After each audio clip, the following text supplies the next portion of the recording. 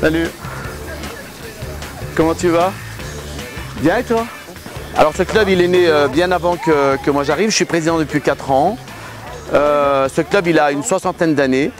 Ce qui m'a plu dans ce projet lorsque je suis arrivé il y a 4 ans, c'est justement cette formation des jeunes que nous mettons en place, c'est l'engagement de salariés diplômés pour former ces jeunes.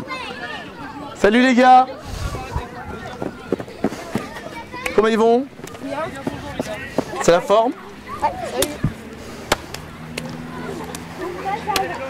Ça va? Oui. Quand j'arrive sur le terrain, ils le savent, ils viennent me dire bonjour. Je vais également leur dire bonjour, mais par contre, c'est eux qui se déplacent vers moi.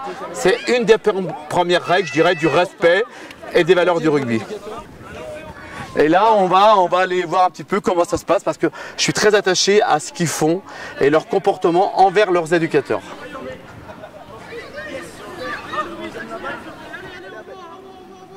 Ouais, c'est bien, Abel.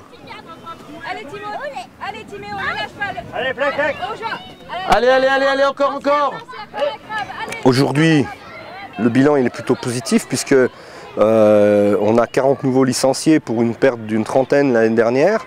Donc on a plus 10. On a sur l'ensemble de notre pôle EDR, pôle jeune, plus de 140 licenciés. Et on est en augmentation, on va dire constante. Et c'est plutôt bien dans l'univers rugbystique actuel. Donc voilà, le club se donne les moyens de tout ça. Il y a un gros travail qui est fait, que ce soit au niveau dirigeant qu'au niveau sportif.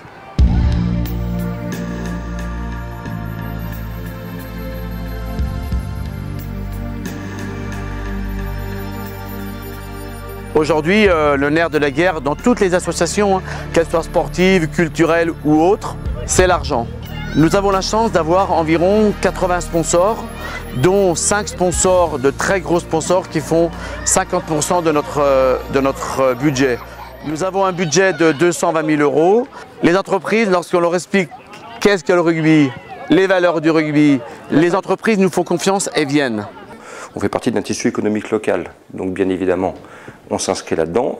Essentiellement, le RC15 Charolais, parce qu'on est amoureux de ce sport, enfin je le suis en tout cas, parce qu'il représente des valeurs, les valeurs du combat dans le bon sens du terme, les valeurs de partage, de compagnonnage, qui ressemblent aussi à notre métier, parce que c'est uniquement du compagnonnage. Et tant qu'on se retrouve dans ces valeurs et qu'on arrive à faire du sport à nos enfants, tant que ça sera comme ça, je serai sponsor et avec beaucoup de plaisir.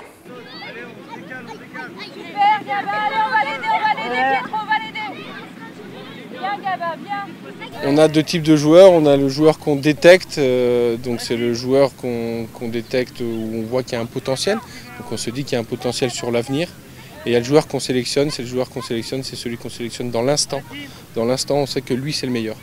Voilà, donc on a des joueurs qui sont bons sur l'instant et on a des joueurs qui sont plus discrets mais sur lesquels il faut garder un œil très très sérieux sur ce type de joueur. Moi je viens là, je viens tout de suite au ballon. Plutôt que d'attendre, ici, d'attendre, de voir est-ce que je vais intercepter la balle ou pas, attendez pas. Alors moi je pense que c'est une terre de rugby.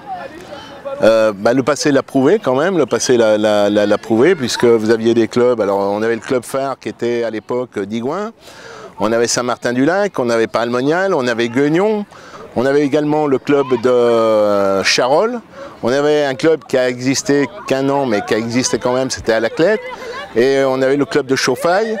Et puis également le club de Cyril Loeb qui fait partie du Charolais-Brionnais. Donc oui, je pense que c'est quand même une terre de rugby. Et si vous aimez mieux avec ces matchs internationaux qu'on a organisés pour le France-Écosse ou dernièrement le France-Angleterre, quand on voit le public qui vient au stade Jean-Laville, c'est vraiment, pour moi, c'est vraiment une terre de rugby, quoi.